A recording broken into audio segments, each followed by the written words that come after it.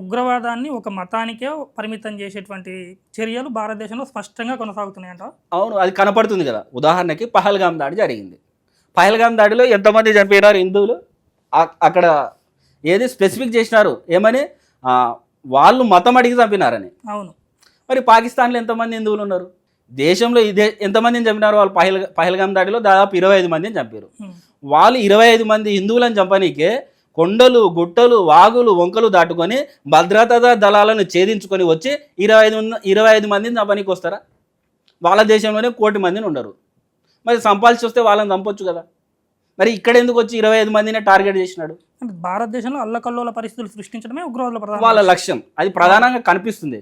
మరి ఆ దాడికి సహాయపడిన వాళ్ళు లేరా? ఉదాహరణకి యూట్యూబర్ జ్యోతి మల్హోత్రా ఉంది. మరి ఆమె ఎవరు? హిందువా కాదా?